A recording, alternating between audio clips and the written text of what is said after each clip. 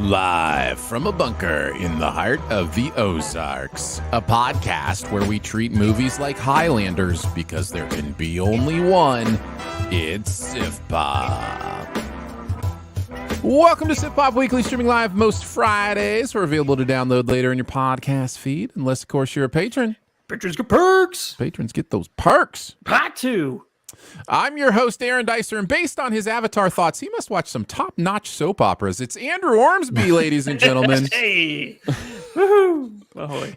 Each week we'll chat about movies, TV, and whatever else from the pop culture universe is on our minds. And please welcome our guests this week. They're the Martin and Lewis of the SiftPop world, and I'm not saying who's who. It's Aaron and Robert.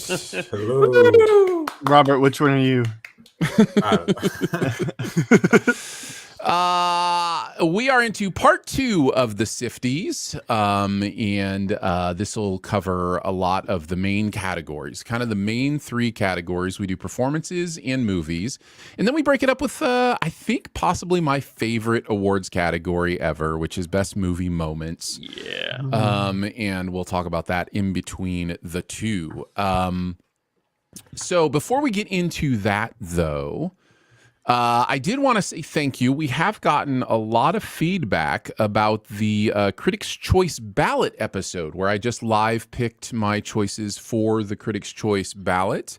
Thank you for that feedback. Some of it was very meaningful, and I appreciated it very, very much. And I think that is something we'll probably make an annual thing then. People seem to enjoy it and like kind of that insight into the balloting process.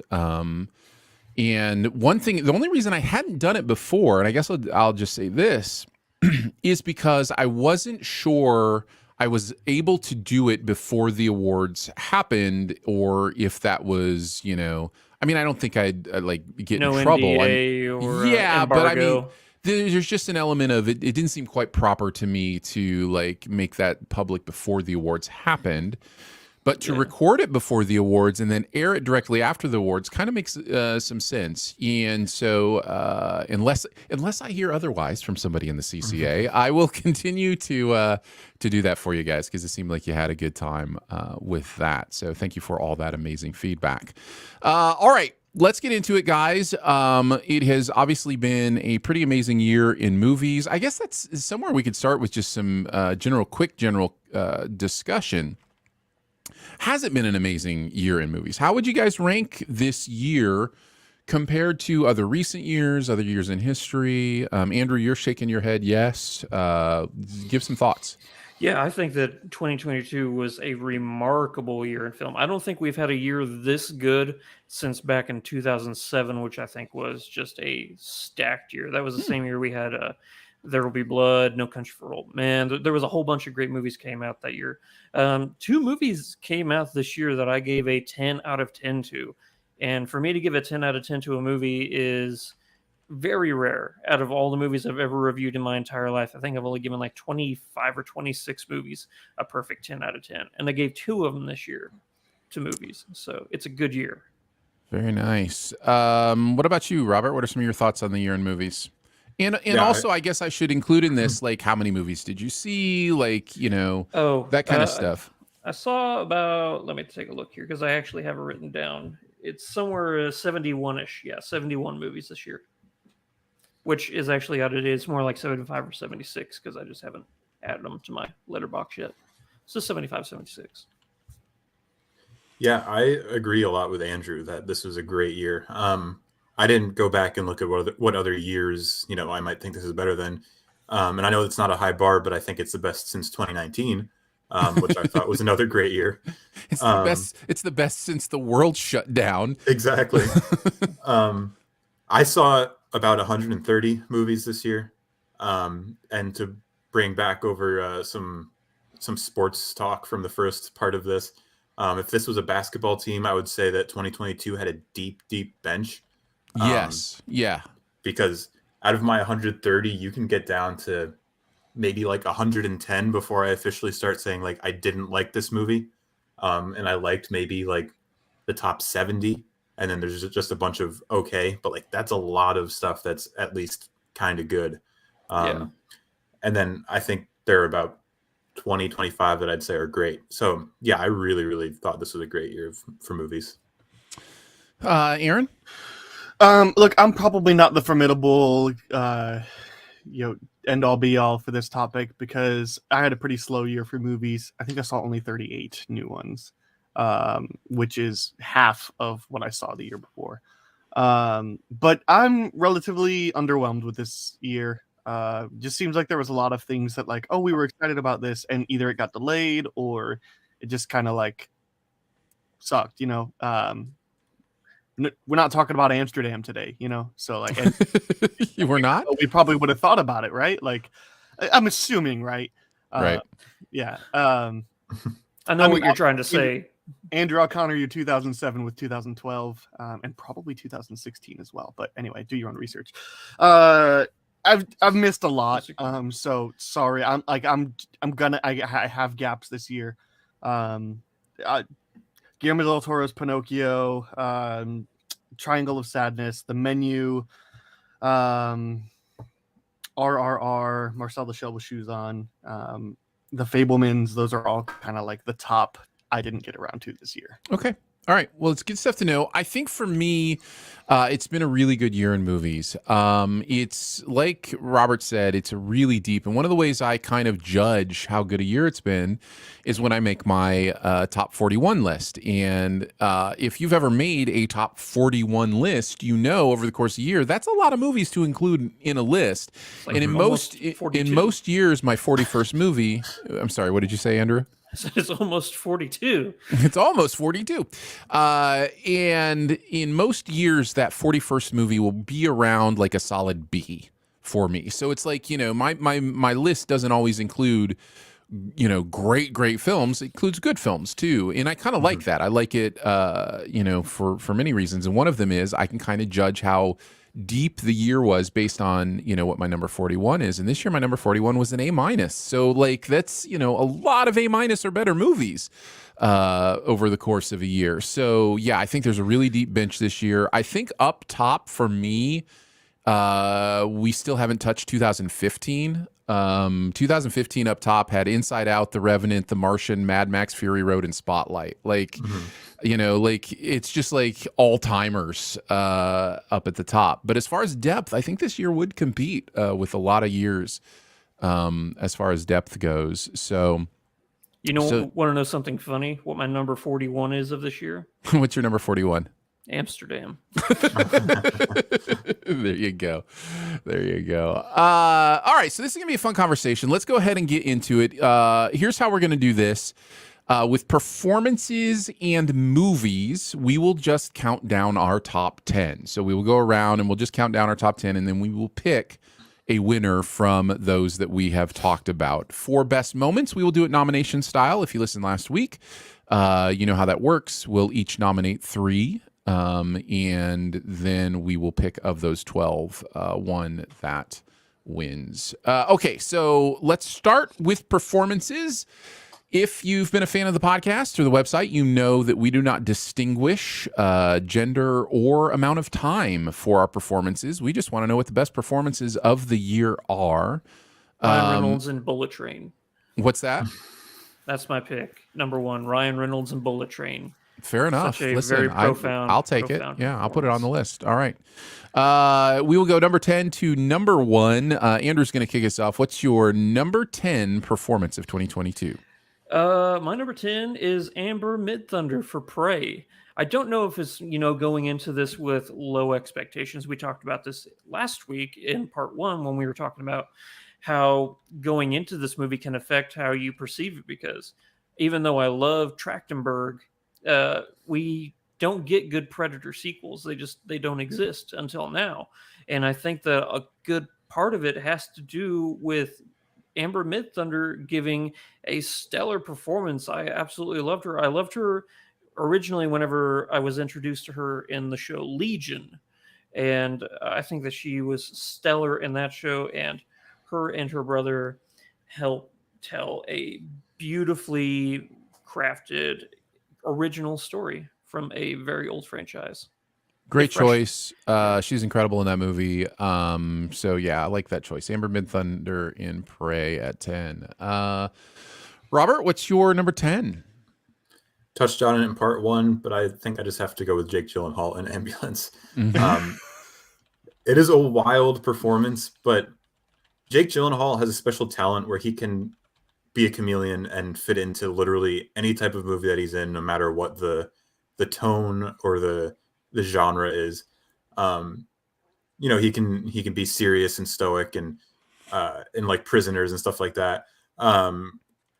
But when Michael Bay asks him to ramp it up to 11, he ramps it up to 11 and gives one of the best performances of the year, I think. This isn't anything that's ever going to be nominated for awards, but it perfectly fits exactly what the movie wants it to be. It's hilarious and fun and magnetic. All right, so number 10 for Robert is Jake Gyllenhaal in Ambulance. I'll go next. My number 10 is Emma Thompson in Good Luck to You, Leo Grand. I think this is a phenomenal performance. And one thing I try to do when looking at this is to separate the movie from the performer. It's sometimes hard to do. Not that this is a terrible movie, but it's definitely not getting like awards buzz or anything like that. But she should be, because she's incredible in this movie. And I think it's a great performance and worth mentioning. So that's my number 10. Aaron, what is your number 10? I have Robert Pattinson in The Batman. We touched on it a little bit. I think the movie overall is overrated, and there's a lot that just doesn't work for me. But Pattinson really does. I'm really excited to see him continue to be that role. All right. Wasn't there a little bit of slight rumor that James Gunn may be trying to pull the plug on this thing? So I don't know. If there is, I haven't heard. But Yeah, because I don't think that technically this falls under DC EU category. This is Otherverse, kind of like Joker, yeah, That's it's what like- I had thought too. But then I thought I had seen a rumor that they were more like, no, let's really try to do it so that we're not muddying the waters and whatever. We'll see. Kind of like Aaron. I haven't heard anything. I'm not saying it's speculation. It's just I don't know. Yeah, it probably is speculation. Yeah. So yeah. All right, on to our number 9s. Andrew, what do you got at number 9? This is where I have Angela Bassett for Wakanda Forever. It's a good choice. Even though the movie was a little bit of a letdown for me, she was stellar. The performance that she gives in this one as a broken mother. I know that this is a very personal movie for everybody who was involved in that, elevates the performances, but I still think even taking back that tragic Chadwick Boseman element of it, I think that her performance of like, we have lost our protector, and then she gives that stellar UN speech that she gives is one of my favorite scenes of the entire year. She just commands attention and respect. So yeah, absolutely loved it. Very nice. Robert, what is your number 9? Colin Farrell in The Banshees of Inisherin. One of his 4 movie performances of the year, all of which are great, but this one is my favorite. Just seeing his evolution from happy-go-lucky, quote-unquote, nice to fully disillusioned by the end of the movie. I don't know how many other actors could have pulled it off the way that he does. The photo that's up right now, it kind of exemplifies what's so good about him. His eyebrows. I wish They I look could make my painted eyebrows on. do that. It's amazing. That shrug and the eyebrows, it that captures his demeanor in the movie so perfectly up until like the last 20 or so minutes. It's a deeply empathetic performance. Yeah, good choice. Good choice. My number 9 is Keke Palmer in Nope. I think this is a really incredible performance. I think she is kind of the energy of the movie, because Kaluuya is doing something a little more understated, and he's kind of got that Western cowboy energy. But Keke Palmer is on top of it, and I think she's absolutely incredible in Nope. So that is my number 9. I love that for you.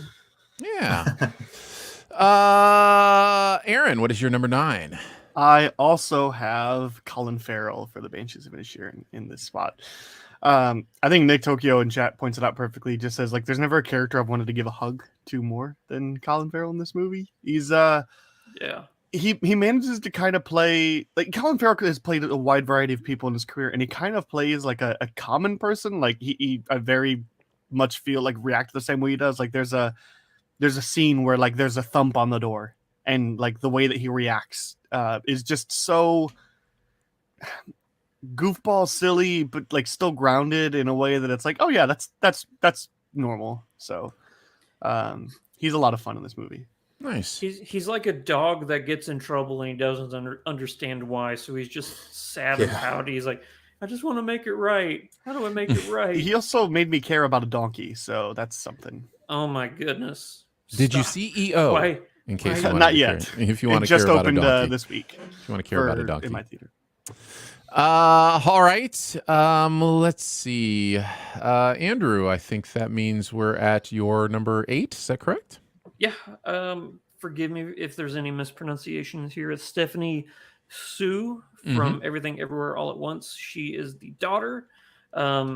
She is given a really big task to perform in this movie, and going up against Michelle Yeoh and trying to command the screen at the same time that she is. Yeah, it's a perfect movie, pretty much. So that means all the people in it have to be perfect, and she is. All right, Stephanie Zhu for Everything Everywhere All at Once. Robert, your number 8.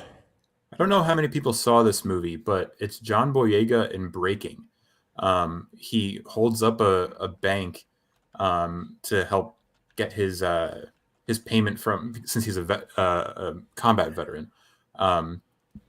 I've always thought John Boyega was a good actor, and he's kind of given not enough to do in Star Wars, but he is otherworldly in this. He brings so much depth, emotion, empathy to this performance. It's really intense at times and really, really vulnerable at other times. I think more people need to watch this movie. I've barely heard anyone talk about it. It's really great. And he shares a lot of scenes with Michael K. Williams in one of his last performances. I want to say this is his last movie, isn't it? Yeah, and he's incredible in this also. But yeah, John Boyega. John Boyega Breaking in at number 8. My number 8 performance of the year is from Rory Kinnear in Men. Say what you will about the movie, and we have. Yeah. This performance is kind of astonishing because of what he's asked to do. If you don't know about the movie, he plays multiple roles within the movie. And each one in some way emulates, in a very ham-fisted way, by the movie, not necessarily by his performance, a different avenue of toxic masculinity or whatever the case may be. I think he is interesting in every single one of these roles, and some of them are super creepy. Others of them are more empathetic. But I think his performance here is somehow both everyman, but not the everyman. But he is. He's literally every man. He is Men. So Rory Kinnear is my number 8. Aaron, what do you got at number 8? I have Pedro Pascal in The Unbearable Weight of Massive Talent. Oh, okay. He's just cute in this movie. And Fair. I love him. Those Mexican cartels. I know, right? Adorable. He's just like, yeah, I don't know how better to describe it. He's just cute, and I love him, and I want to hang out with him, especially on drugs. It's the way to do it. There you go, Pedro Pascal, The Unbearable Weight of Massive Talent. So I think that brings us on to our number 7s. Andrew, what do you got at number 7? Number 7. This is the first of many women talking performances that we're going to be talking about today. Claire Foy. She has one scene in particular where she just commands, and it's powerful, and then it's automatically followed up by that's the scene right there where they're talking and they're singing the lullaby. I actually had to step out of the theater. That was a rough scene, but we're gonna be talking about a lot of people from Women Talking. So Claire Foy, Women Talking is your number 7. Robert, what is your number 7? I have to say, Women Talking is the main movie that I wanted to see that I didn't get around to. It's not coming till a week from today, or else I'm sure I'd talk about it a lot. But my number 7 performance is also Keke Palmer from Nope. I think she's all at once hilarious, quick-witted, emotional, layered, and she brings so much star power that I don't think I've seen her in much before, but she just has an instant amount of charisma and star power that you're like, oh, she can lead any movie that she wants. Much. I watched Nope for just a second time last night, and that she's the main thing that stood out to me, just how great she was. Yep, she's incredible. All right, so that brings me to my number 7. My number 7 won the Critics' Choice Award for Best Performance in a TV miniseries, but it is a movie, and so we're counting it here. Daniel Radcliffe for Weird the Al Yankovic Story is my number 7. I can't believe it works, but it works. And it's just kind of one of those things you go, he just kind of embraced an aura of who Weird Al is without doing a straight imitation. And I really, really dig what he's doing in that movie. I think it's a great performance. So Daniel Radcliffe is my number 7. And then Aaron, what's your number 7? Yeah. By the way, Daniel Radcliffe is in no way my problems with Weird. He's so good. Yeah. He's so good. This is where I have Angela Bassett for Black Panther: Wakanda Forever. She's just so good in this, especially that council scene is, it's the Oscar reel for sure. And yeah, she's great. Very nice. All right, on to number 6. Andrew, what do you got at number 6? This is where I have Judith Ivey in Women Talking. The top 7 slots go to. I think she, out of everybody in that movie, has like the most matriarchal element to her. Like, she seems to be the I guess you could say the mother for mothers. And she is a rock in this movie, and she is patient and calm, but firm and unwavering. So yeah, love her in this. Yep, good choice. Good choice. Number 6 for you, Robert. Probably a bit lower than other people might have her, but this is where I have Cate Blanchett in Tar. I don't have much to say that everyone hasn't already said about her, because she's just incredible. But it's just insane that all she does is put on a pantsuit and she completely transforms. Cate Blanchett, the movie star, the Hollywood persona, but this is nothing close to it. And that's, I think, one of the major marks of a great performance.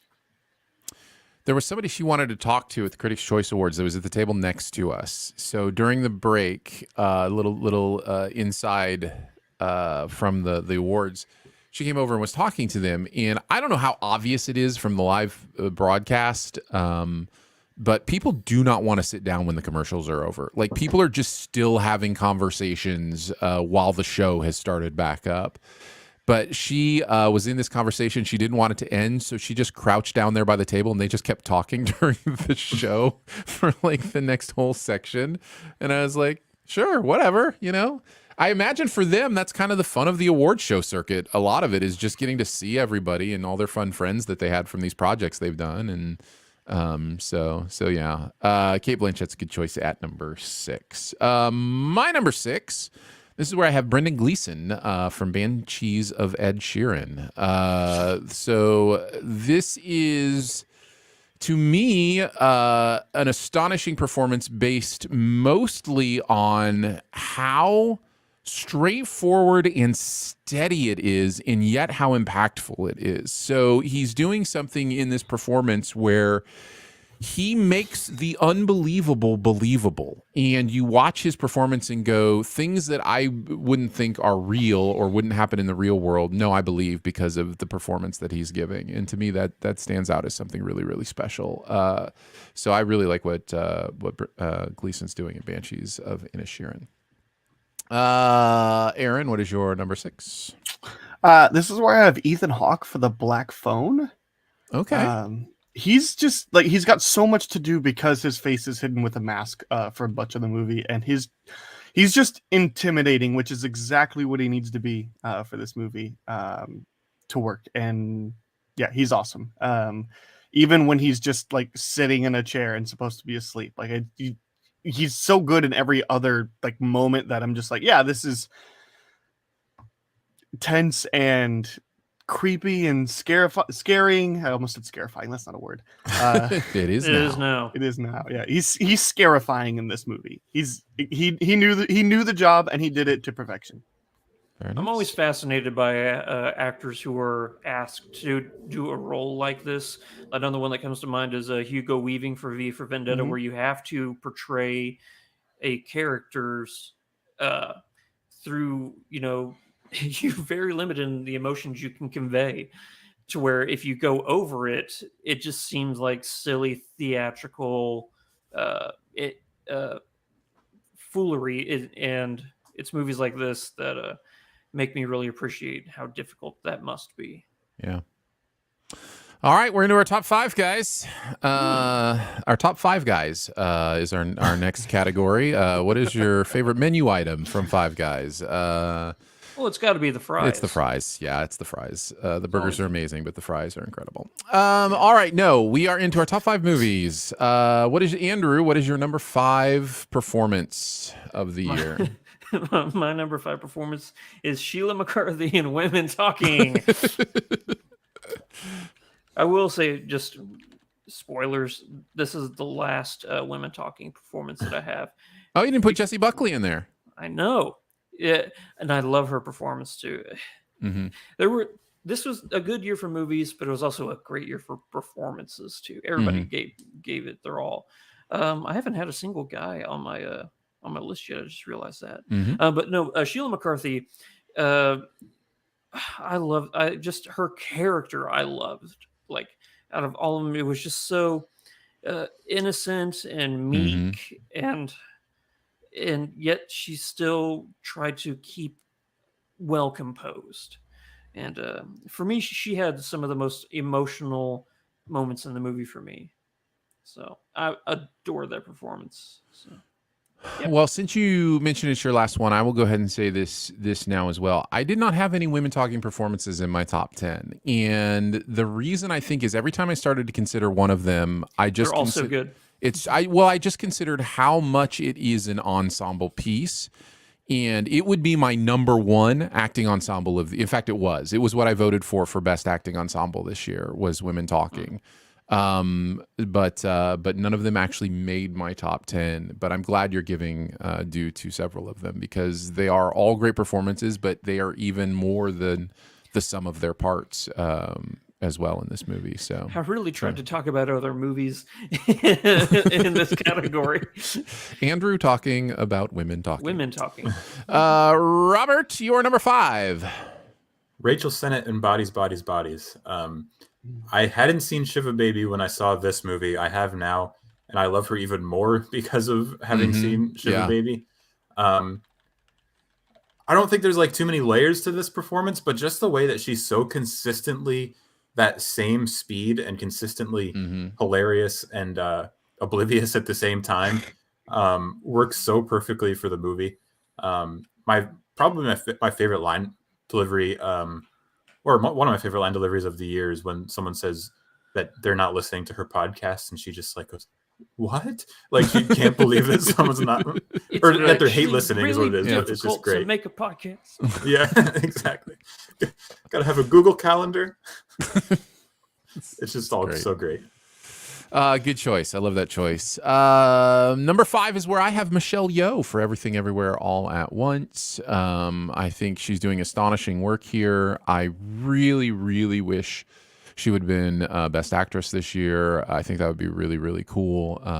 There are others who we've already mentioned and we'll probably mention again that are more likely to win that award. But I love Michelle Yeoh in what she's doing in Everything Everywhere All at Once. And hearing her talk probably has a little bit to do with it, hearing her talk about the opportunity that she's never been given before, but that she was given in this movie to be a whole bunch of different things instead of just this one thing that she has, kind of been through her career. I think is really meaningful and really powerful. And so I'm rooting her on. But she is my number 5 this year. Aaron, what is your number 5? Hopefully I don't butcher this name, but I have Jovan Adepo from Babylon. He plays Sidney Palmer. It's a relatively small role, but I love every second that this guy is on the screen. He's got just some really great scenes that require a lot of him, and we'll talk about them later for sure. All right. That is number 5. On to number 4. Andrew, what is your number 4?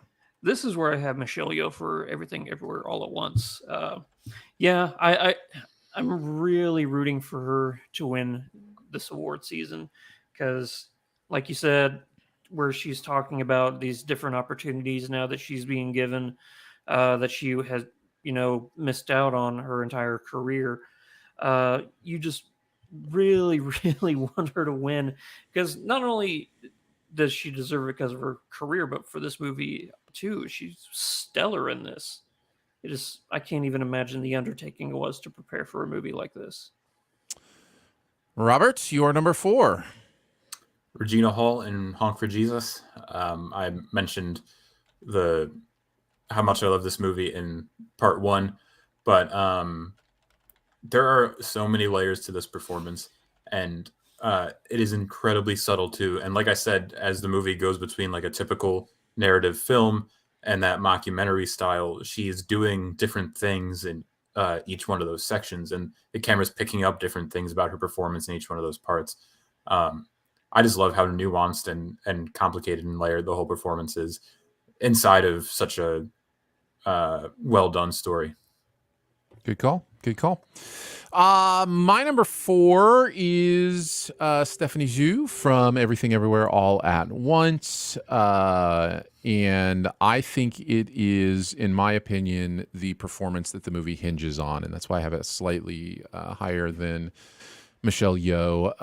I think this, if not for her performance, I don't think this movie works as well as it does, because you have to believe her as this post-adolescent, flailing, yet, in some ways trying to believe things and not believing things, this balance of nihilism and yet, wanting something more. And then, of course, playing, the Jobu character and everything that means. I just think it's a really great performance. The multiple watches of this movie have resulted in her performance climbing for me. I think when you watch her in that final scene, or one of the final scenes, as the crescendo happens, she's just, I just believe every second of it, and she just draws me into the emotion of a movie with hot dog fingers in Raccacoonie. So yeah. Stephanie Zhu is my number 4. Aaron, what's your number 4? This is where I'm Michelle Yeoh for Everything Everywhere All at Once. Everything that you guys have said, but the thing on top of it all is like she has to play like a chameleon of different characters, wide variety. Some of them are like caricatures of like a person like her, or I guess like just a caricature of like an everyday person, right? And some of them are, her actually playing herself in real life. And then, but the thing about it, like that also elevates it to me, is that she's still like so funny in all these roles. Like, because it's one thing to do a bunch of different roles, but then also to be consistently funny through everything. What she's doing in this movie is just nothing short of excellence. Very nice. Number 3 is Andrew. What's your number 3? This is where I have Rory Kinnear from Men. This performance reminds me a lot of James McAvoy for Split. Mm-hmm. It's just because he's playing multiple characters mm-hmm.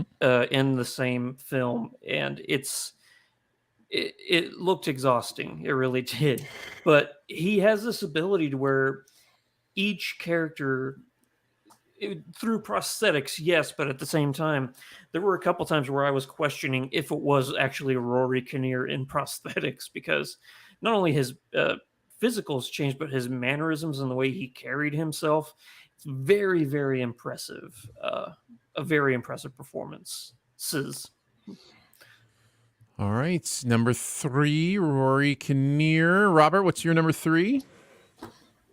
Quick disclaimer that I've been choosing just one performance from each movie because I want to bring more variety to my picks personally. Sure. So my pick from Everything Everywhere is Ki Hui Kwan, who's just incredible. He does the whole, I guess, manic Waymond in the beginning. Then he does like the alpha Waymond. And then, of course, this one that's up on the screen now is the most meaningful one to me, of course. It's just a very diverse performance, a very layered one. And like Aaron S. was saying about Michelle Yeoh, it's just also very fun and funny. And he's asked to do a lot, and he does it all great. All right. My number 3 is Danielle Deadwyler from Till. I think overall the movie is a little bit on the nose for me, and it's weird to say with a movie like this, I know. But I would have, the movie overall, I wish had been as good as Danielle Deadwyler's performance was, because she is absolutely astonishing in this movie. So that is my number 3. Aaron, what's your number 3? Janelle Monáe in Glass Onion. She was the standout for me in this movie. And the fact that she has to play kind of a dual character, and she nails both of them, where she plays this high class rich witch, but also has to play like a more like Southern Belle. Southern Belle, yeah, that's a good way to put it. So yeah, she's killing it every time, and I just love her so much in this movie. There you go, Janelle Monáe at number 3. On to number 2, Andrew. What do you got? Brendan Fraser in The Whale. Absolutely transformative performance. I love this movie so much. Aronofsky, he gets me most of the time. A couple misses every now and then, but for the most part, if I don't just like an Aronofsky movie, I either don't like it or absolutely love it. It's one of my favorites ever. And yeah, this is one of my favorites ever. It's very personal, intimate piece. Brendan Fraser, transformative. I said Brandon, I meant Brendan, sorry. And yeah, I love everything about this movie. It's great. It's painful. And I am glad we are in a Fraser sense. Mm-hmm. All right. See, Robert, you're number 2. This is where I have Danielle Deadwyler, and I mostly agree with you where the movie is a bit inconsistent, but the performance is just incredible.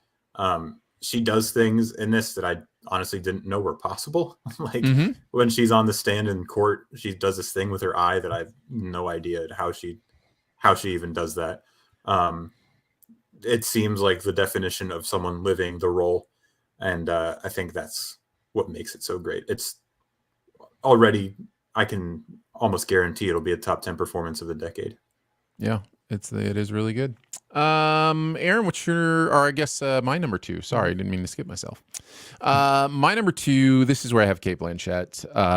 It's pretty astonishing how she completely embodies this character. I've had an interesting relationship with the movie, which we'll probably talk about later. But as far as her performance, even right from the first viewing, it was clear to me that she was doing just astonishing work. So Cate Blanchett is my number 2. Aaron, what is your number 2? Kiwi Kwanasans continues. That's where I have him here for Everything Ever All at Once. It would have been so easy to look at this movie or to look at him in this movie and just be like, oh, that's Short Round, or oh, that's Data. And it's not. It's something totally different, totally mature, but he's also still got that, again, cute energy. I think he pulls off each role perfectly. I'm so happy for him, and I'm so happy that he's getting a recognition and a way back into movies, which he loves. So, yeah. Q Kwan comes in at number 2 on Aaron's list of cutest performances of 2022. Time for a Ethan number Hawke's so ones. cute. So cute. So cute in the Yeah. black phone. Just adorable. Just Yeah. adorable, that Ethan Hawke. I love Rory Kinnear's final scene. It's just Oh, precious. it's so cute. Oh, The miracle of life. just want to pinch his cheeks. Andrew, what is your number 1 performance of the year? One of my number 1 cutest performance of the year is Ki-Hue Kwan. Oh. So yeah, just like you guys, it's the best performance in the movie. It's one of the best performances of the year. When I first saw this movie, he made me cry. That whole speech where he's both saying we need to be kind, and I would have loved you just. I would have loved just doing laundry and taxes with you. He made me cry so much, and now he's making me cry again during award season because every single time he accepts an award, it makes me bawl, like he did at Golden Globes and the CCA. He made me cry so much. You want nothing but goodness for this guy. Yeah. Robert, what's your number 1? Paul Mescal in After Sun. Like I said, this is just such a raw movie, an emotionally devastating movie. Like I said, that I like when it's done well, and it's only done so well because of Paul Mescal and Frankie Corio and their chemistry. But Mescal, he's doing a lot of stuff that's very internal, very behind the eyes, trying to keep up this facade for his daughter, even though she's kind of seeing through it, but she doesn't know what exactly she's seeing through. Yeah, again, like I've been saying about all these performances, there are just a lot of layers to it. And I don't think I'd ever seen him before either, and he just blew me away. Very nice. My number 1 performance of the year also blew me away in a movie that I just liked. I liked this movie, but the performance was astonishing. The most transformative performance I saw all year was Austin Butler as Elvis. Just blew my mind. And part of the level of difficulty isn't just, again, like capturing the essence of someone without feeling like it's a straight, Saturday Night Live impersonation. It's also the length of time that he had to encompass in the age range of this character, and he works in every single age range. It's believable. I really love this Austin Butler performance, and this is a performance so good. He just became the character in his real life, apparently. So, yeah. Well, I think the pandemic played a huge part in that as well, because like he said in an interview, like, because of the pandemic, I had to spend so much longer being Elvis that I kind of forgot who Austin was because I was Elvis for so long. Right. Yeah, it was Austin so close Butler to making my list. So is my number 1. Aaron, finish this off? What's your number 1 of 2022? Yeah, with the caveat that also on my list of haven't seen is Tar. My number 1 is Margot Robbie in Babylon. I think she's super good in this movie. She plays that like larger than life personality, and she also like stands out in every scene that she's in. I mean, in the one where she gets on the movie set and has to essentially do her audition, and then there's a scene later on the sound stage, which is it's just a perfect amount of chaos. She brings that like wild card energy to this role, but she's also just got some really good emotional depth here. I love her in this movie. I think that's a solid pick. I think all the performances in Babylon are really, really good. And I think hers is worth mentioning as well. There you go. A variety of performances in our top 10. Not a single performance that all 4 of us thought was top 10. So that's the case. There were 2 performances that 3 of us thought was top 10, and they both come from the same movie. Michelle Yeoh and Ki-Hue Kwan both had 3 of us. I guess of the ones that were 2 of us, Daniel Deadweiler would be worth a look because it was a number 3 and a number 2. But other than that, I think those are probably our 3 to look at. Anybody disagree? Yeah. Anybody want to make a case otherwise? No, and honestly, I think it's pretty cut and dry that Ki-Hue Kwan, because I had it at number 1. And Schweitzer, you had it at 2, right? And Robert, And where Robert did had you it at have 3. I had At 3. 3. Yeah. Mhm. Oh, Yep.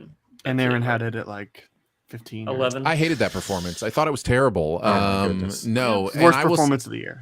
I will say, as the person who didn't rank it in their top 10, I still think it's a great performance. I think I'm a bit biased towards the female performances in that movie, and I think I think so much of the love for Quan, and it's deserved. And like you said, Andrew, I'm right with you, crying along with you at his speeches. I think we all just want it for him. It's a great story. It's a really great story.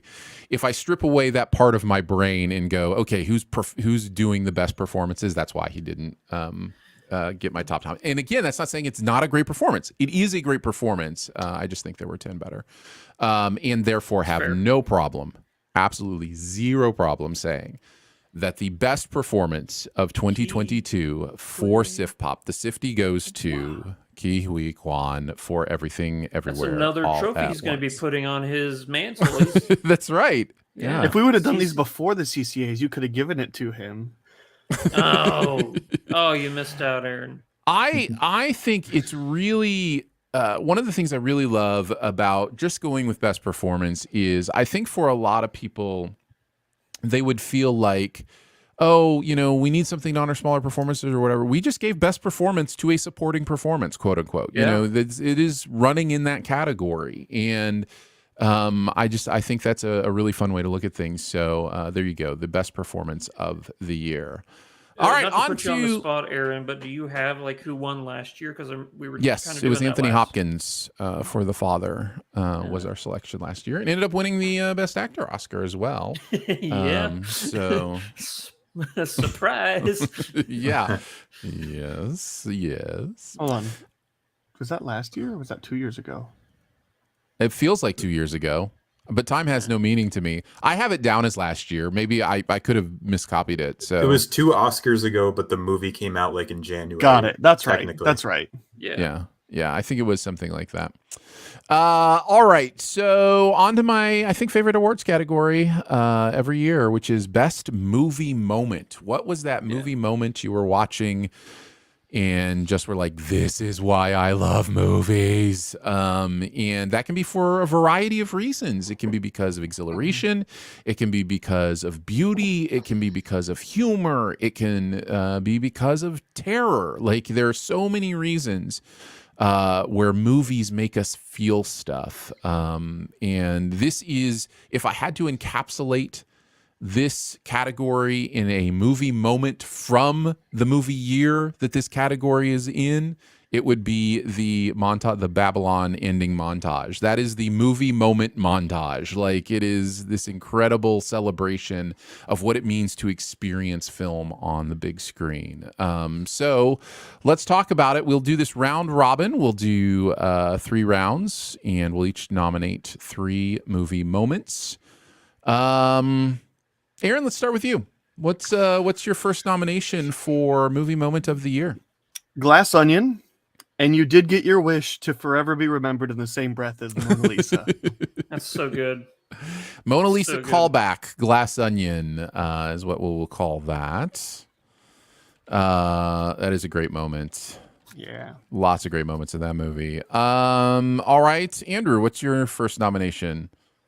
Easily the best movie moment of this year was the trophy fight in Everything Everywhere All at Once. All right, the trophy fight. I can't think of anything better in life than that scene. Okay, wow. All right. You do you. I'll take that at face value. Andrew, do we need to talk after this? Or Hey, don't shame. No shame involved at all. Robert, what is your first nomination? The final shot of The Fabelmans. I think there's so much whimsy and joy in that final shot. And I just left the theater giddy after seeing it. The Final Horizon from The Fabelmans. Yeah, that's a great moment. That's a fun one. I love this category so much. I have to nominate, first of all, Natu Natu from RRR. I think there was it's hard for me to think of another movie moment more exhilarating that I watched this year, because you're already into a movie where you've had 4 or 5 moments already where you're just like, that was so fun. That was so exhilarated. And then you go, wait, it's this kind of movie too? Like, it's like, wow, what can this movie not do? And so, yeah, the Not To is one of my favorite movie moments of the year. We will do it snake style. So I will go ahead and nominate a second.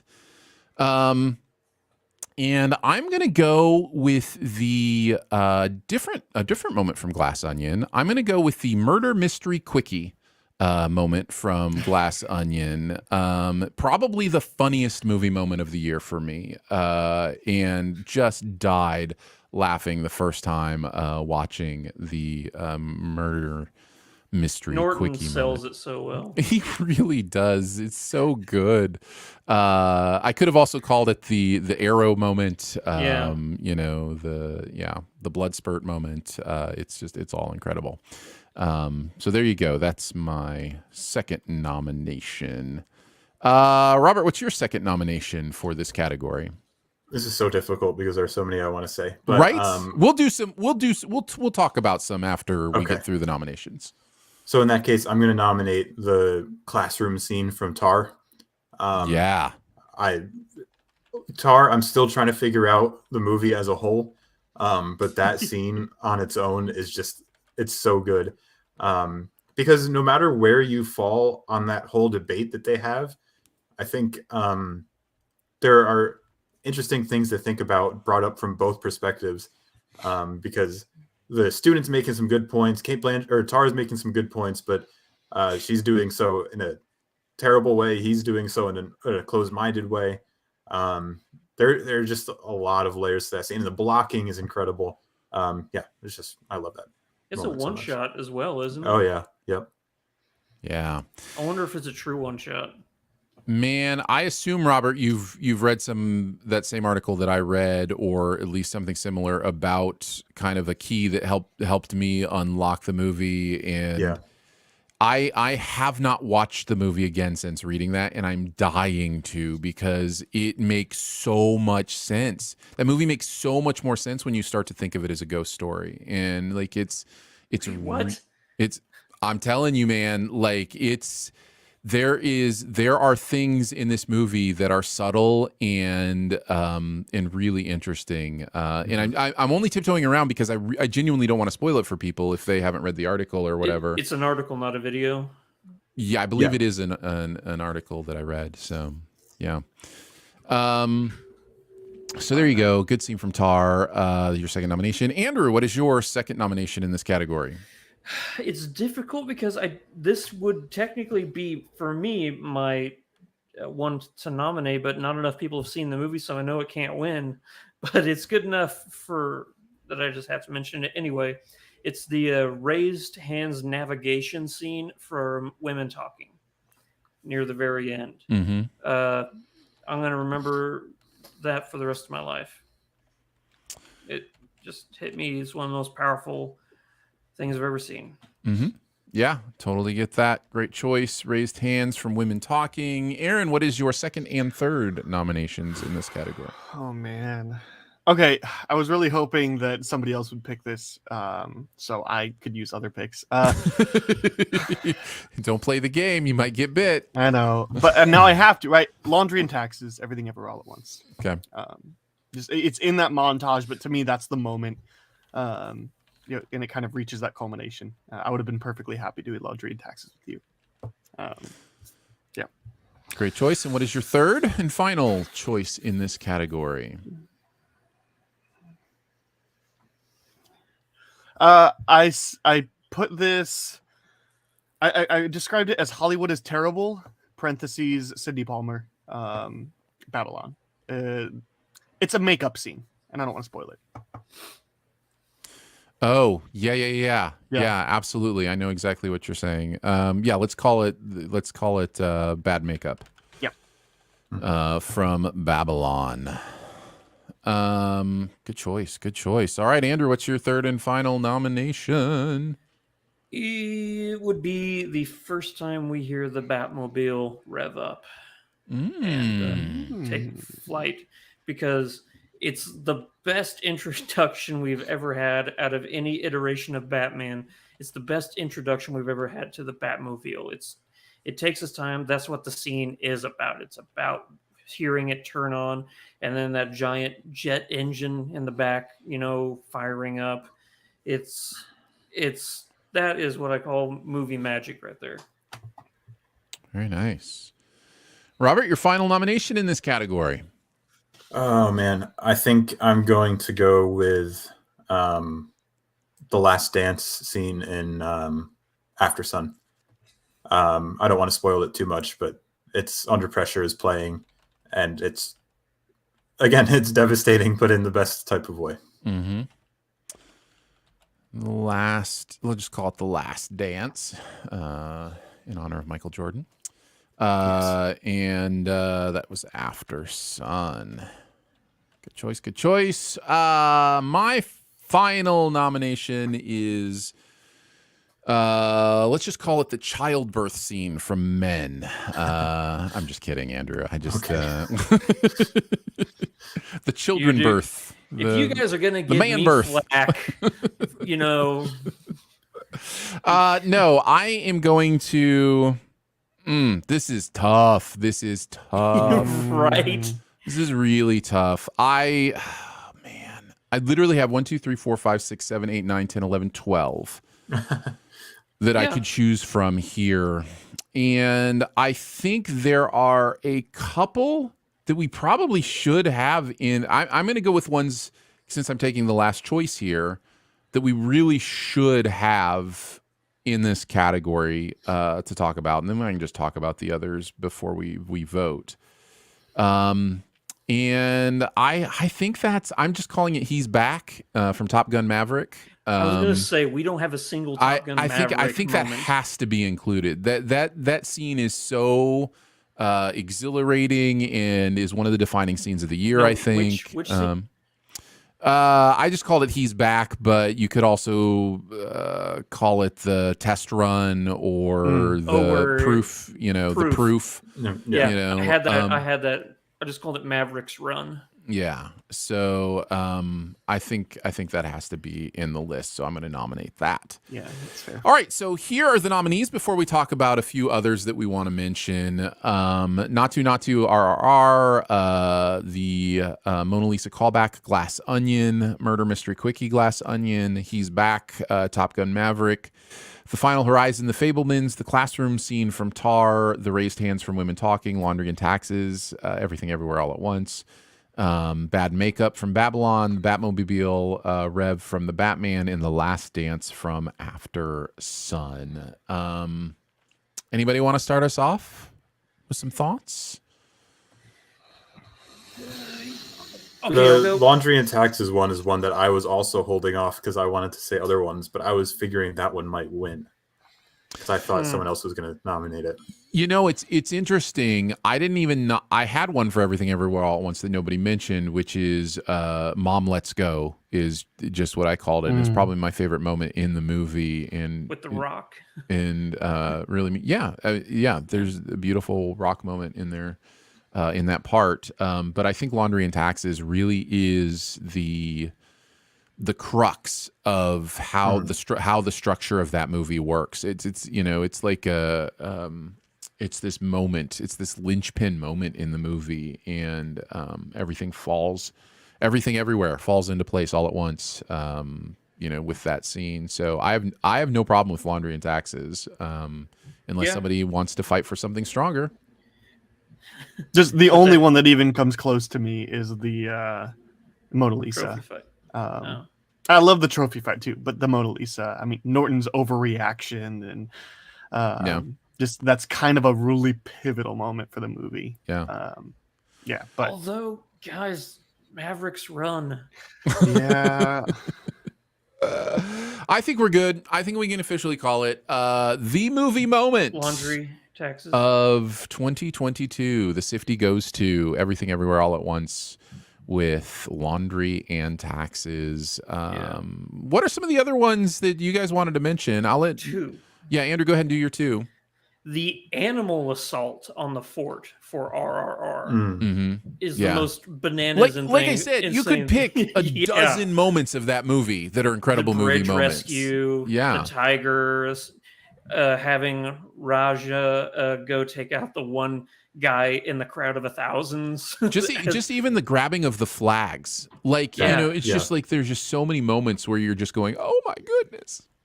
And the other one that I have to mention, I know one person who doesn't appreciate the scene, but I do, and that's the high school polka party from Weird. Very nice. It's such a brilliant. It is so good. It is so good. I was laughing a lot. Robert and Aaron, did you have any others you wanted to throw out there? Yeah, I just had a few, like 3 brief ones. The reveal in Bodies, Bodies, Bodies. I saw it coming, but still the exact way that it happened, I cracked up and lost. Yeah, It was great. it's good. It's good. The high five between Daniel Kaluuya and Keke Palmer Yes. and Nope. Yes. For some reason, it just gets me so pumped up every time I see It is. that. It's so good. It's so, I think it's because he, again, is playing that like stoic Western vibe. And in that moment, he gets so intense. That's There's a really good moment in that Vanity Fair interview I mentioned earlier where like somebody asked him like, oh, is that a like, you know, a movie thing? And he's like, no, that's just a black thing. Like, nice. And my last one, real quick, was just the bread van scene in Banshee. Oh my god! Oh, that is my favorite part from that movie. That is my favorite scene from that movie. Yeah. Yeah. The bread van. It better not be the same guy driving bread vans. I had two as well. I wrote Reaching Mach 10 from Top Gun Maverick. It just like the beginning of that movie really just kind of set up like, oh, this is what movie we're getting. It's really excellently well made. Like Maverick is back. And he's still the same guy. And then then just seeing everybody's reaction, we're like, oh no, like because like of course he's gonna push the limits. I wrote Reaching Mach 10. And then the other one I wrote for Everything Ever All at Once, I wrote What Does That Mean? Because it's the moment where Evelyn explains to Gong Gong that Becky is the girlfriend, and she says it in Chinese or Mandarin or whichever one it is. Sorry, yeah. And then Becky's just like, "What does that mean?" I mean, she's so good in it, but it's, I mean, again, a pivotal character point, kind of the start of change. Love that moment. Good stuff. I'll go through mine. I mentioned Mom, Let's Go from Everything Everywhere All at Once. The Jellyfish Shall Lead You from Avatar was euphoric for me. I had to mention From Vengeance 100%. 100%. Because there has been, I think it's the most impactful movie moment of the year for me, because I cannot quit hearing everybody saying 100%. Like everybody says it. It's a scourge. The 100% is a scourge. Yeah. Then I wanted to mention the arm for an arm moment from Avatar as well was a really fun moment for me. The Akira slide in Nope was really, really fun and incredible. The music note fight from Doctor Strange in the Multiverse of Madness was a blast and was a great movie moment this year.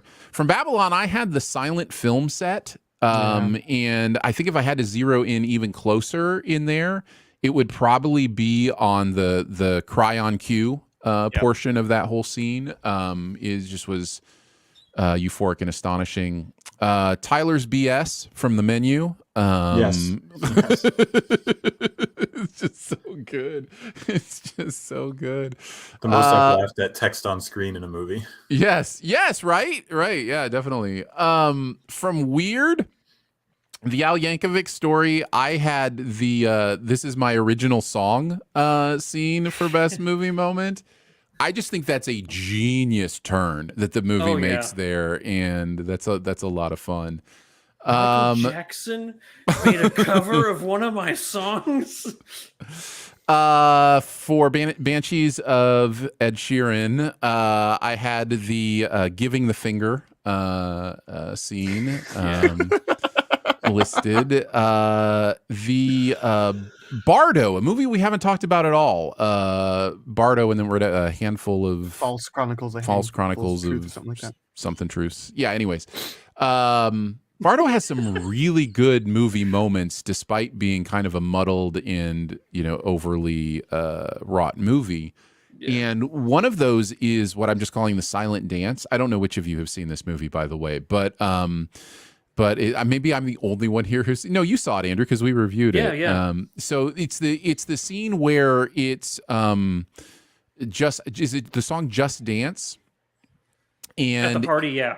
at the party, David but it's Bowie. only the vocals. It strips out all of the music from that song.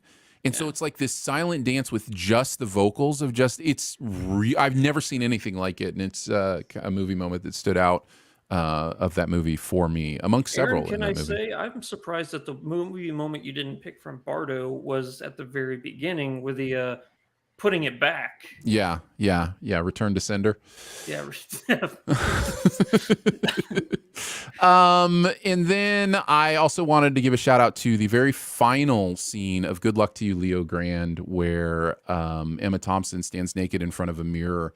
And I found that really, really impactful. There is such an acceptance on her face of her own age, her own body. Like it's something that I think when we talk about like nudity in movies and the bravery and that kind of thing, I think we get a little ahead of ourselves on that stuff sometimes. But this is the definition of that in my book, is this idea of body positivity, the idea of the naked body again, this movie is very sexual. A lot of it is about sex, but that moment is not about sex. That moment is about what it means to embrace the package that you came in or that you come in or that you exist in right now. And it's really, really beautiful and one of my favorite movie moments of the year. So I wanted to give that a shout out as well from Good Luck to You, Leo Grand. All right. It is time now for our favorite movies of the year. We will again count them down, number 10 to number 1, and pick one. Then after that, we'll do the overall pick for all the SiftPop peeps. But let's talk about ours. Robert, kick us off. What's your number 10? RRR. Not only Hey! is this bombastic and magnetic, it's also joyful and fun, but also emotional and like deep and important all at the same time. 3 hours that fly by, except for when they're really hurting you, but like in a good type of movie way. Mhm. Like some of those flashback scenes and some of the scenes between the two main characters and the niece and all that.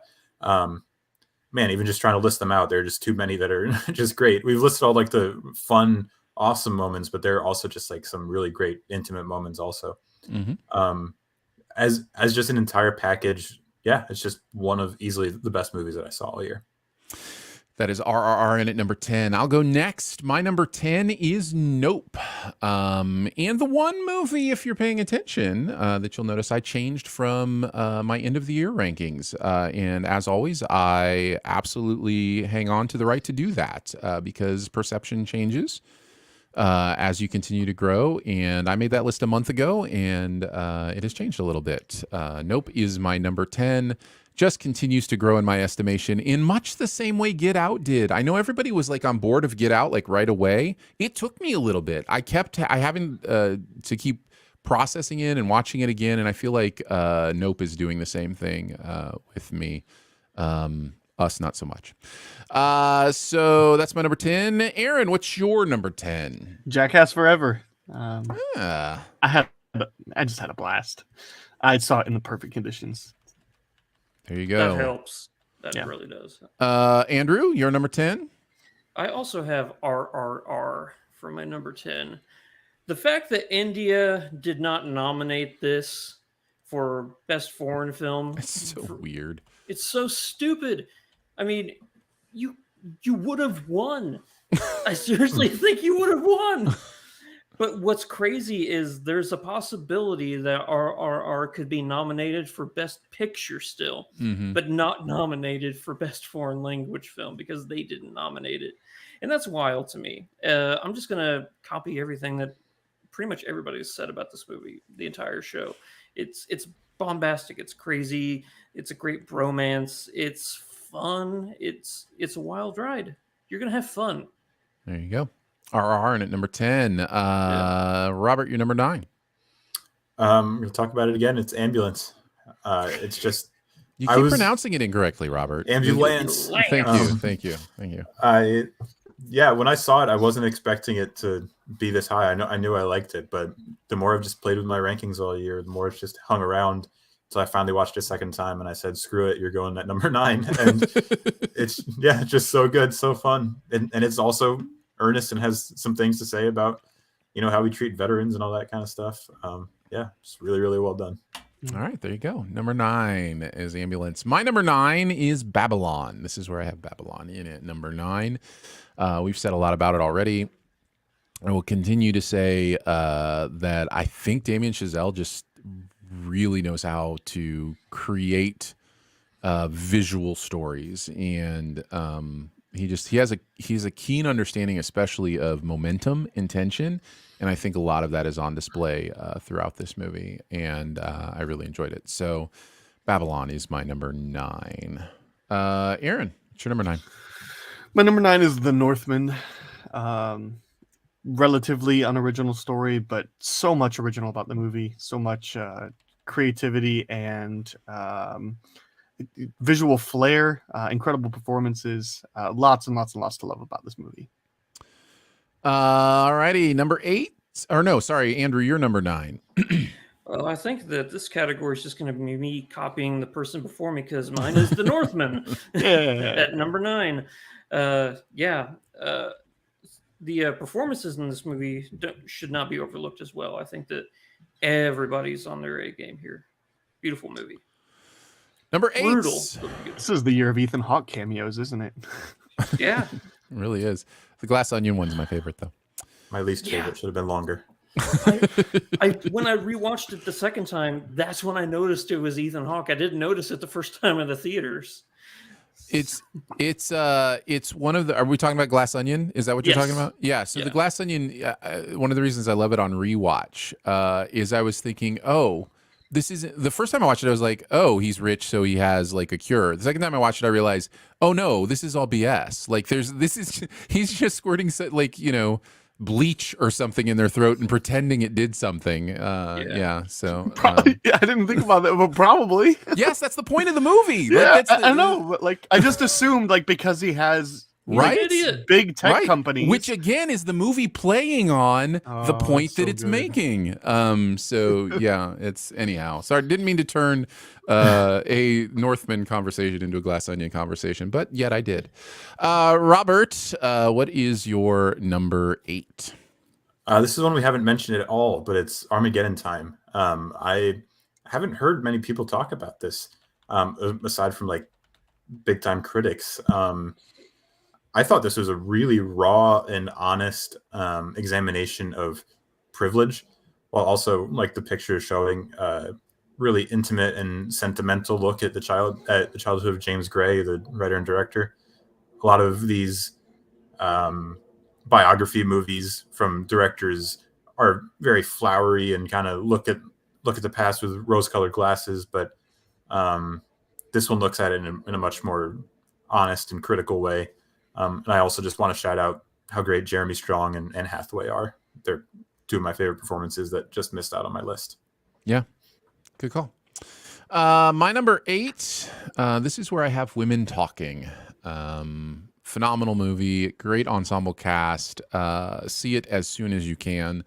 It's weird to me that they shifted the date back for its release in theaters. I don't get that choice, but I wish it all the success, and I hope everybody sees it because it's really incredible. I do think I've been saying this. I think we said it on the show too, Andrew. Maybe. Warning.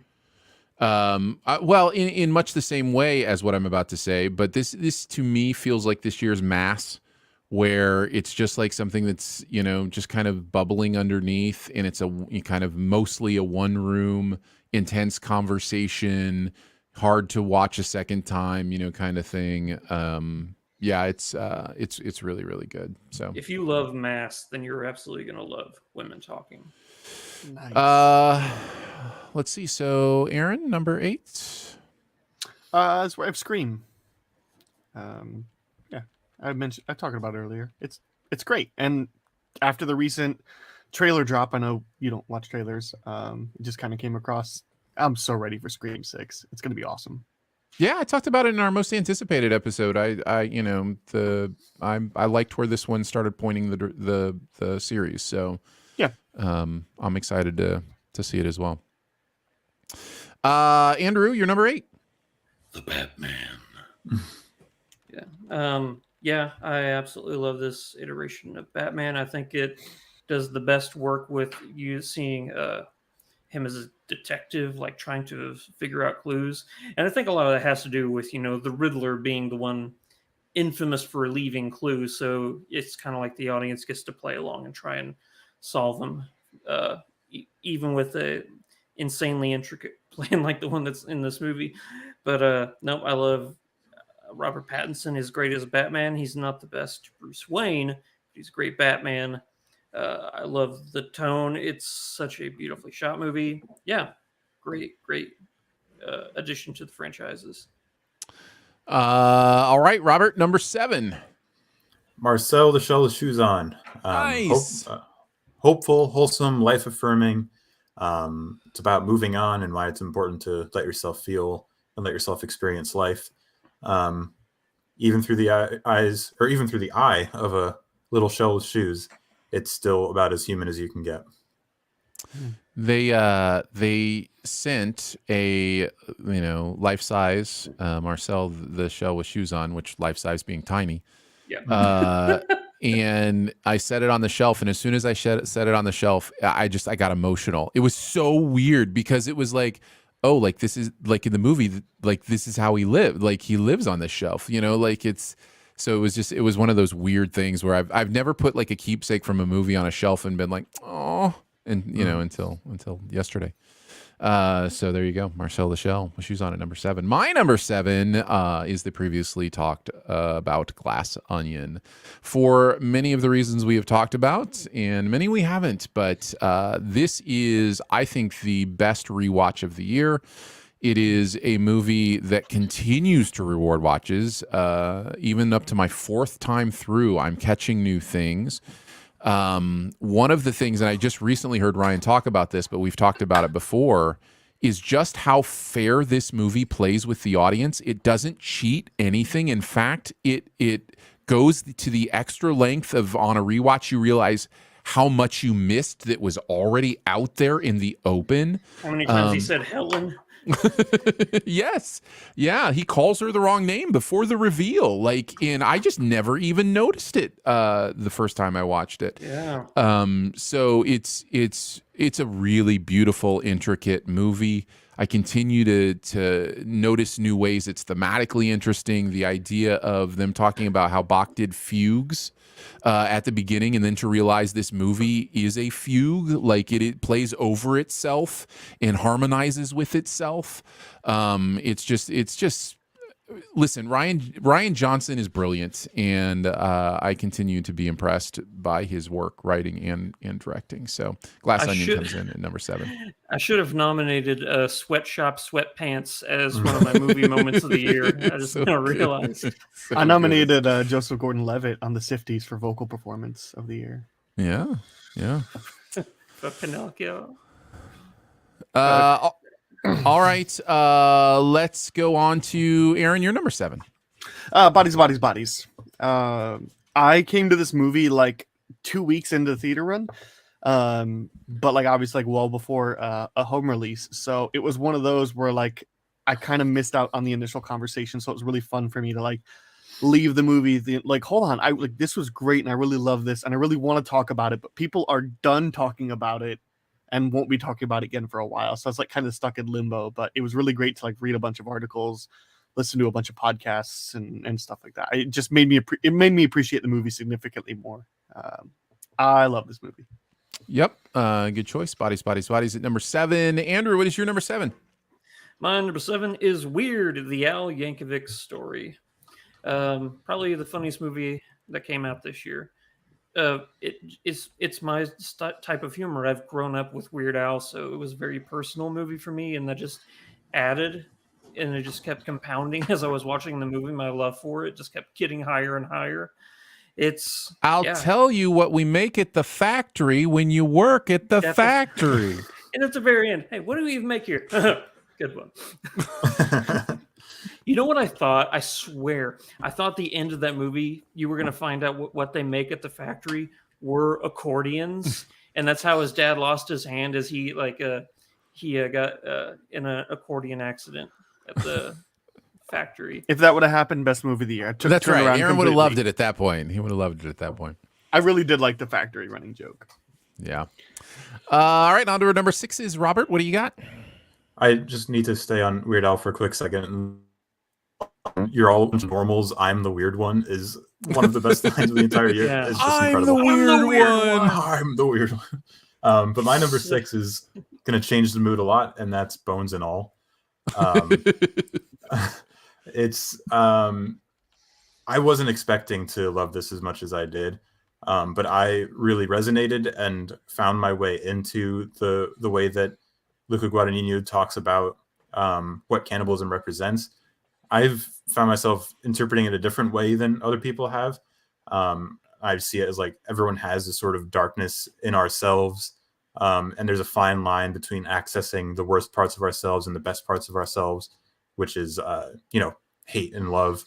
And if you're able to find someone who you can feel like you belong with, you're able to subdue some of those darker tendencies and let yourself love and love yourself and love the other people around you. Taylor Russell's great. Timothy Chalamet is very good. I very much love this movie. Very nice. Now is not the time or place for me to say many of the things to have the conversation I would love to have with you. But yes, I appreciate that. That's a very good look at Bones and All. My number 6 is She Said. And this is the best investigative journalism movie since Spotlight. It may be better than Spotlight. It is really, really good. And it's kind of blowing me away that it's floating underneath the radar during award season, because it's just the exact kind of movie I would think would be nominated for everything. But She Said is really, really good, and it comes in at my number 6. Let's see, Aaron, what's your number 6? The Black Phone. I like this movie more than most. Well, higher than I think a lot of people. And so it's a really good year for horror. I don't identify as a horror fan. I had 3 in my top 10, and a good amount of others. But Scott Derrickson is just my kind of filmmaker for this kind of stuff. I love Sinister, and then he did Doctor Strange. I really like that, and he does this, and I'm on board with whatever he wants to do. I'm in. Very nice. Ormsby, what's your number 6? Well, we're going to start talking about some big hitter movies now, ladies and gentlemen. We're talking about Top Gun Maverick. Nice. And it should say something about how good the movies were this year that this is number 6 on my list, when for a lot of people it's their favorite movie of the year. Mm-hmm. And deservedly so. Yeah. It's way better than I expected it to be. I hear some people say it's better than it deserves to be. I don't know how I feel about that, because I know that there was a lot of love for the original one, not in the grand Oscar worthiness that this one is, but there's just a fun campy 90s, or not 90s obviously, but there's a campiness to it and cheesiness to it that was endearing for the first one. This is just a stellar movie. The fact that that's really them in those planes too adds to the realism. So Yeah. Yep. All right, on to our top 5. Robert, what's your number 5 movie of the year? This is where I have Bodies, Bodies, Bodies.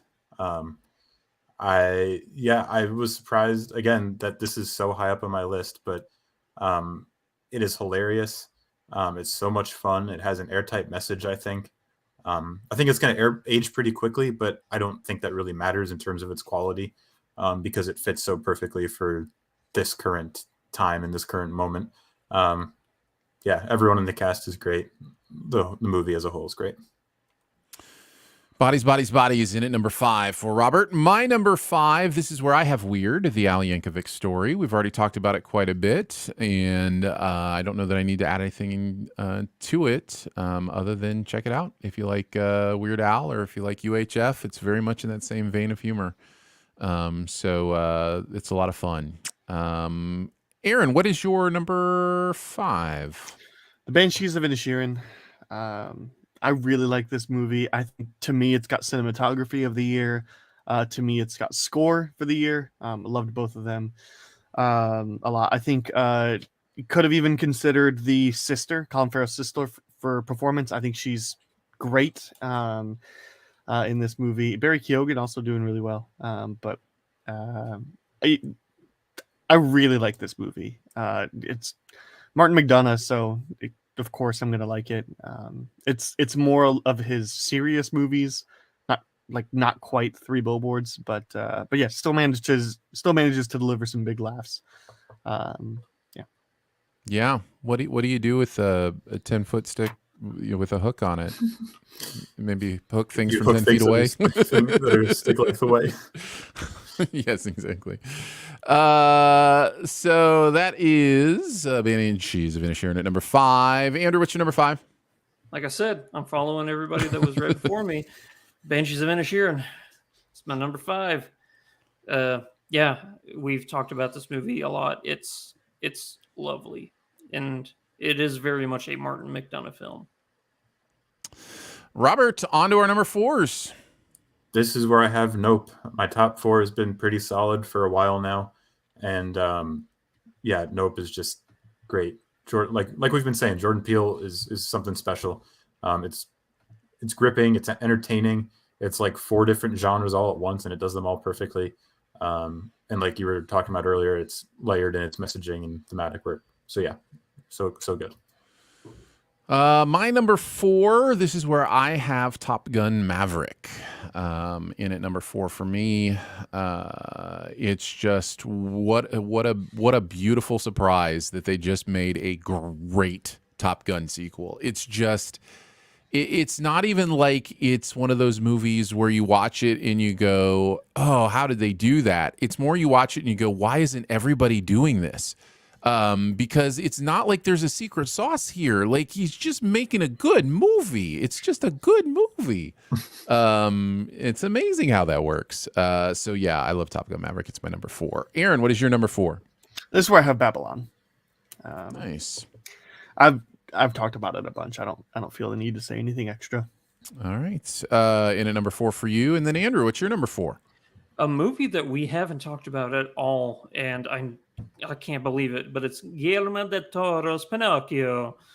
Yeah, it's one of the best animated movies I've ever made.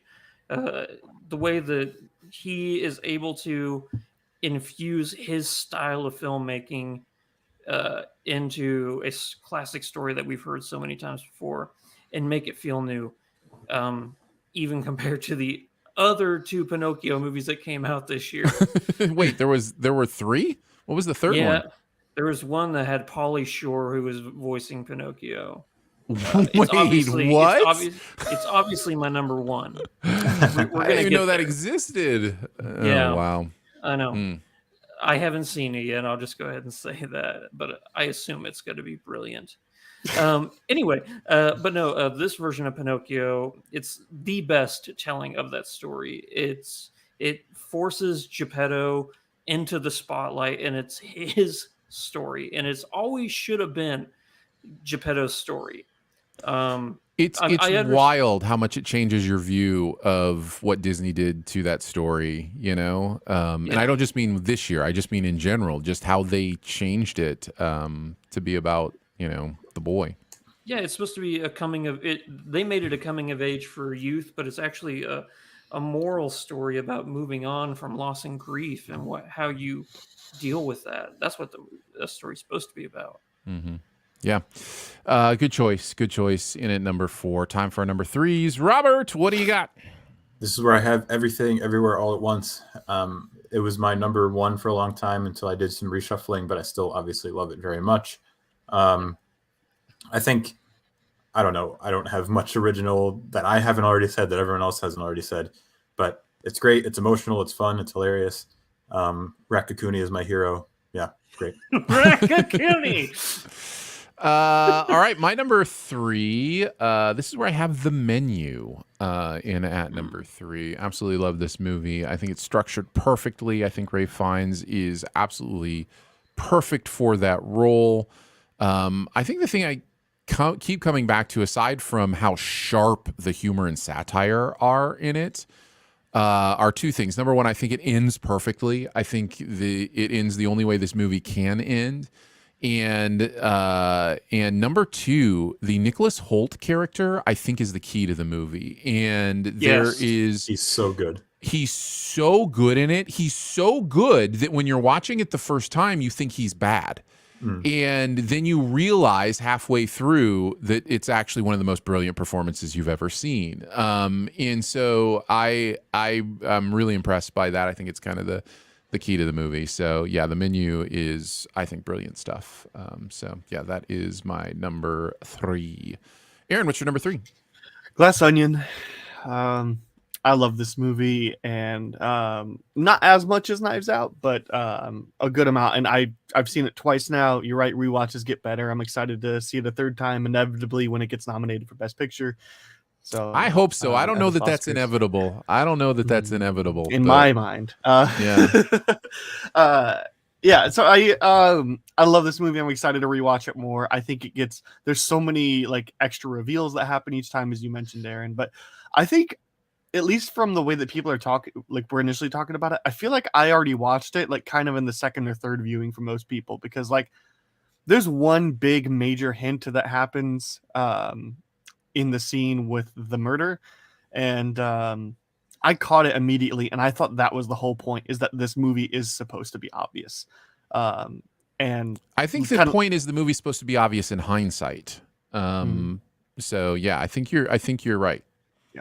I think Rian Johnson intentionally made a very complex but more simple, smart but more dumb movie. You mean kind of like a Glass Onion, where it has layers, but you can see all the way through to the center anyway? Kind of like that. Now, man. Oh, the man's a genius. I love it. Good choice. Andrew, what's your number 3? The Whale. Coming in at number 3. The whale from Avatar: The Way of Water? Okay, yes, let me mark that down. That is the one. That whale, I forget what his name was, but absolutely. No, Darren Aronofsky's The Whale. I love the guy. He makes movies that he wants to make, and he is very passionate about them. They don't always work. Like a couple of, like, I didn't like Noah, or I can't remember the other movie he did, but I really, really love The Whale. It's very intimate and personal, and it's sad. It's such a sad movie, but I love the fact that it's him telling his version of Moby Dick. Mm-hmm. Yeah. All right, into our number 2s, Robert. Banshees of Inisherin. This is where I have it. Yeah, I have seen it 3 times now, and it's oddly rewatchable for me, even though the ending is so dark and depressing in a lot of ways. I think the first 2/3 of it are so watchable and so much fun, even with the darker undertones. I take it a step further than the movie and kind of see the hopefulness where it's kind of hopeless. And yeah, like the other guys, like you were all saying, I'm a huge Martin McDonagh fan. I'm a huge fan of the McDonagh brothers in general. John Michael also makes great movies. But yeah, Banshee's just really, really good. And I just wanted to shout out one of my last other favorite lines from it, where Colin Farrell says, I don't remember all those composers like Mozart and Beethoven, and it's just like shows how he doesn't know anything. It's just hilarious. Yeah. All right, Banshees in for your number 2. My number 2 is also The Whale from Avatar: Way of Water. Actually, just Avatar: The Way of Water is my number 2 movie of the year. We haven't talked about it a lot. I think part of that is because we've just recently done the review, and so you kind of know our opinions on it, and it got pretty intense at points during that review. Passionate. Polarizing movies are always really, really interesting to me, although honestly, I think currently you could say this movie is pretty well accepted. I think that will turn. I think eventually the negative voices will, get louder, and it'll be more polarizing. That's right. It's like rise up. But I can say this: the 2 times that I have seen this movie in the theater are 2 of the greatest theater experiences I've ever had. I just am absolutely astonished by the way that Cameron pushes technology and uses it to tell his stories. And beyond that, I think it's better than Avatar in pretty much every way. So except for being an original idea, because it's not. It's a sequel. All right, that's my number 2. Aaron, what is your number 2? This is why I have Top Gun Maverick. Man, just the only thing I think I could add to this is I think retroactively adding an honorable mention to best movie moments for the Val Kilmer scene. Sure. Yeah. This movie is just everything how you do fan service correctly and legacy sequels correctly and all that. It pays homage without bringing all the negative stuff back to that. You know, it does its beach football scene instead of the beach volleyball, and it does a lot of the like even direct line callbacks, and just every single thing of this movie just works. Yep. All right, Andrew, you're number 2. This is where I have Women Talking. I gave it a 10 out of 10. And it's crazy that there are 2 movies in the same year I gave a 10 out of 10 to. Everything that's good about movies is in this movie. The only caveat is this is one of the, if not the heaviest movie I have seen since like Schindler's List, I think. It's just brutally uncomfortable and awful that this is, you know, a state of life that these women find themselves in. It's so, but the thing I love about the movie is the fact that it can take that pain and horror, and you see these women try and handle it with grace and care and respect. And it's just such a beautifully told story over something so horrible. So yeah, I gave it a 10 out of 10, and that means something, people. All right, so Women Talking in at number 2, and it's time for our number 1s. Robert, what's your number 1 movie of the year? It might be predictable at this point based on my other picks, but it's After Sun. This one just really sits with you for a long, long time after you see it. It's an exploration of, you know, how we look at our parents when we're young versus when we're adults, how we understand things as we get older, how there are some things that we still are never going to understand. It's just really complicated and heartbreaking, but well done. So heartbreaking in the best kinds of ways. I've mentioned the performances a couple of times, so I should say this is Charlotte Wells' feature debut, and she directs the heck out of it. It's just an incredible, incredible movie. I just kind of wanted to sit there for half an hour after I finished it. I've been trying to work up the courage to watch it again, but it's just so good. All right, After Sun in at number 1. I'll kick off the rest of the number 1s by saying my number 1 is Everything Everywhere All at Once. Everything Everywhere All at number 1s. It is. It's a movie that works on so many levels, and we've talked about most of them already.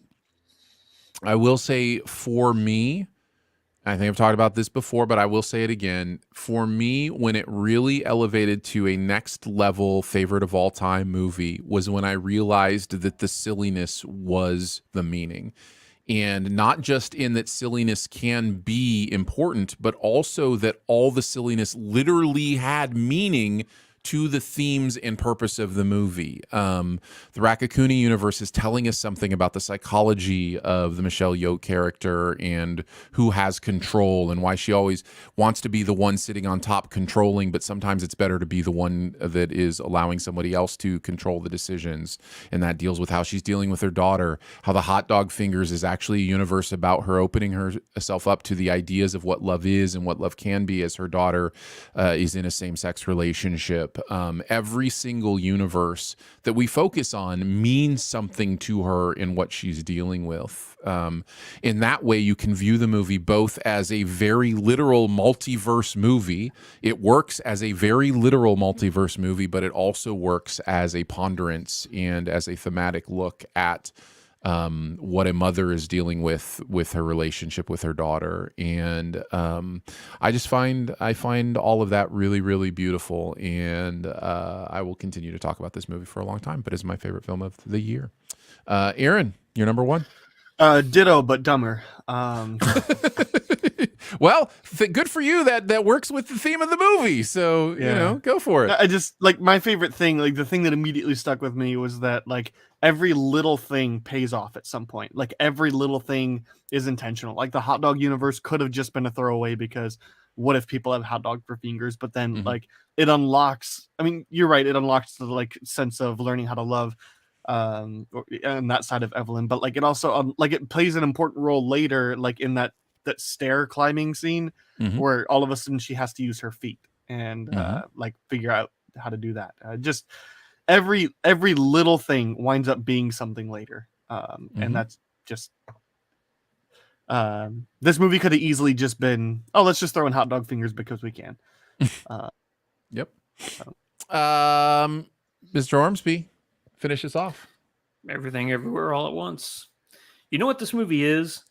This movie is the halftime at an NBA game whenever they bring somebody out from the audience and like, if you can kick this ball from half court and get a swoosh in that goal, then you get like a $30,000 car or whatever.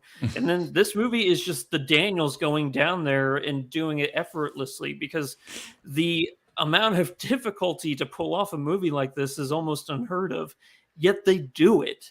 So it's beyond impressive that a movie that can have butt plug trophy fights with a incredibly beautiful sentiment of a husband in a different universe saying, I would have loved to have just done taxes and laundry with you. And then you have another universe where they're rocks.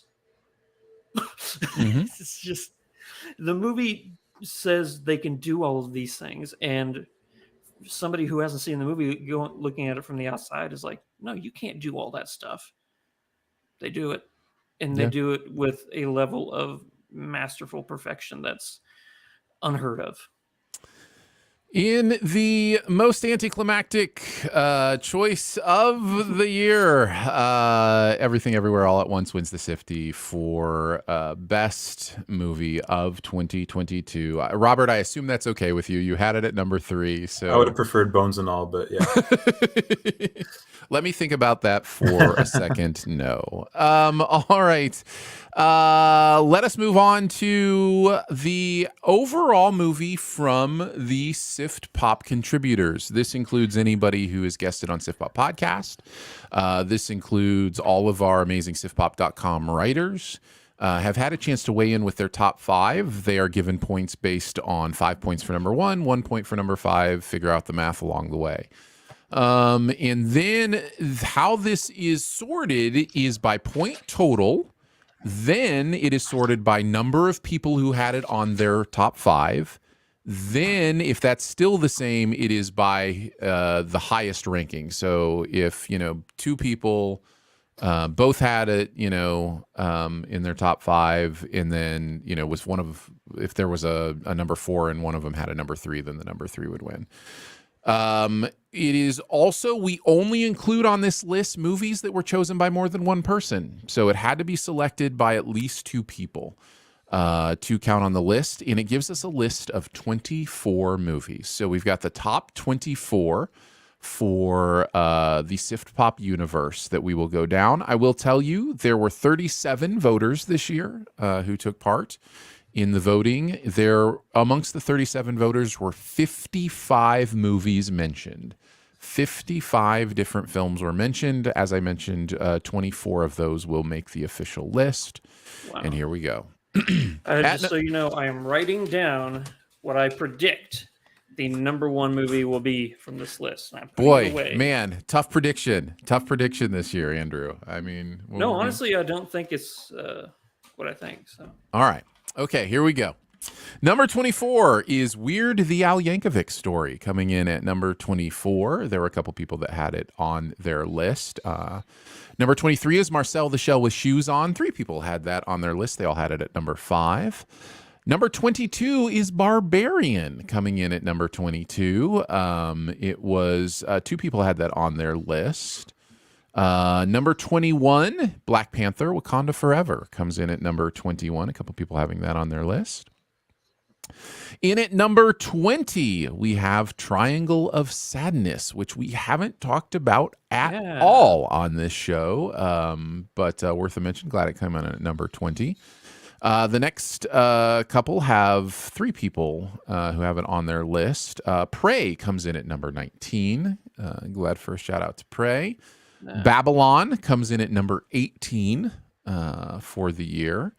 RRR comes in at number 17 on the list. 4 people had it on their list, but it was pretty low on all those lists as far as top 5. Tar comes in at number 16. Tar. Only 2 people had Tar on their list, but they both had it at number 2. So that pumped it up to number 16. The Woman King comes in at number 15. Another movie we haven't talked anything about. Coming in at number 15. And 2 people had it on their list. One of them had it at number 1. One of them had it at number 2. Oh, wow. The Northman comes in at number 14. 3 people had that on their list. Number 13 is Women Talking. Comes in at number 13. Had 3 voters on that. Another movie we haven't talked anything about in at number 12. That's Pearl. Pearl comes in at number 12. And I think X received a vote as well, but isn't on the list. A really interesting Ty West doing a movie and a prequel in the same year. But people do seem to like Pearl more than X, and I think I agree with that, though I'm not a huge fan of either of them. I think Pearl is the better film. So that comes in at number 12. Number 11 is Guillermo del Toro's Pinocchio. 6 people with this on their list, and that comes in at number 11. We are on to the top 10. Here are the top 10 movies according to SiftPop contributors. Number 10 is The Whale. 4 people had it on their list. Number 9 is The Fabelmans, coming in at number 9 with 6 voters who had that on their list. Avatar: The Way of Water comes in at number 8. That's 5 people voting for that. In at number 7 is Nope. Nope comes in at number 7 with 10 people putting it on their list. And number 6 is The Batman. The Batman coming in at number 6 with 9 people putting it on their list. Glass Onion at number 5, coming in with 11 people having it on their list. And by the way, same amount of points as The Batman, just had more people with it on the list. All right, on to our top 4. The Menu comes in at number 4. 13 people had that on the list. Our top 3 were the only 3 movies that more than one person had at number 1. So these are the only 3 movies where multiple people had it at number 1. Number 3 is The Banshees of Inisherin, coming in at number 3. 3 people ranked it number 1. It had 45 points and had 13 people that had it of the 39 or the 37 that had it in their list.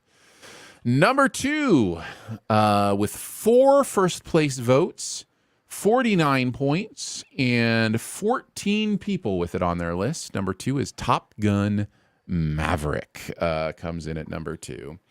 And in the most lopsided voting in the history of the Sifties by a long shot, 20 of the 37 people had it as their number 1 movie. 30 of the 37 people had it on their list. A mind-blowing 127 points, triple the second place. Everything Everywhere All at Once does come in at number 1 for the Sifties this year. I like Could it win the Oscar for Best Picture? Is that going to happen? Or is it just like film world that loves this movie so much? I think there's a really high probability that it'll win. It's between this and Fablemans, I think. Man. Didn't even mention Fablemans in that list, though. Yeah. I know, Number but I just 9. know how, Oh, I know number how 9, sorry. the Academy works. Yeah. Well, there you go. Congratulations, Everything Everywhere All at Once. You won Everything Everywhere All at Once on the Sifties today. So there you go. Any final thoughts after hearing that list, guys? I just hope that 2023 can live up to the amazing year that 2022 was. I doubt it, but we'll see. We'll have it's so much is unknown because so many of these movies we love we didn't even know about a year ago. You know what I mean? Like it's so hard to know for sure what's going to hit and hit well. But yeah, I think it's been a good year in film, and Everything Everywhere All at Once seems like a worthy winner in all cases. So congratulations. That's going to do it for the podcast today. Thanks so much for joining us for the Sifties. SiftPop is part of the Studio DNA Podcast Network. You can find out more about other shows on the network at Studio DNA Media or by searching Studio DNA in your podcast player. Huge thanks to Andrew for hanging out today. Thank you, buddy. Big thanks to producer Phil for producing the show. Thanks, man. And thank you to Robert and Aaron for hanging out for a combined 4.5 hours to talk about movies. Really appreciate you guys and the work that you do at the website and with the Writers Room podcast. If you, again, are interested in either of those things, let us know. Hit me up at aaron@siftpop.com. Or you can DM the SiftPop Twitter as well, and I think Aaron will get that. So, Aaron and Robert, did you guys have any final words? Anything you want to plug that I haven't mentioned? Got nothing to plug except for doubling down on SiftPop.com. There you go. I regret nothing, except that I didn't see more movies this year. Yeah. Well, you'll get around to it, and then you'll let us know how. Well, I also said at the start of the first episode that I was relatively unimpressed with this year, but you guys are right. It's a very deep year. There just wasn't quite that many super high highs for me. Yeah.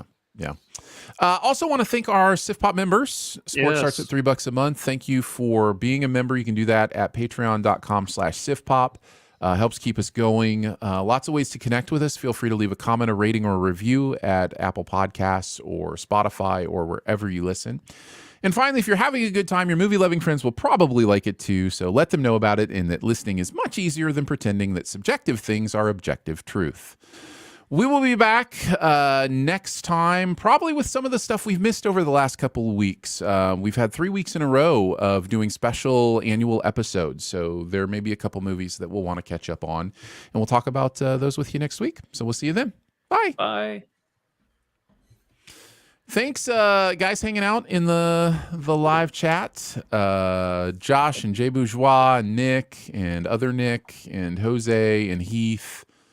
Good to see you guys active. Somebody named Phil Sousa. Yeah, Sousa. Phil Sousa. I think he has a role in the new Little Mermaid movie, if I'm remembering who that is. Really? Yeah. Nice. Appreciate you guys. Ariel, right? We've been doing this for almost 5 hours now, so we're gonna let you go, and we'll probably go. I think I'm gonna go eat the entirety of my refrigerator because I'm starving. I've had food sitting right here, but oh man, that's even worse. I know. All right, see you live people next.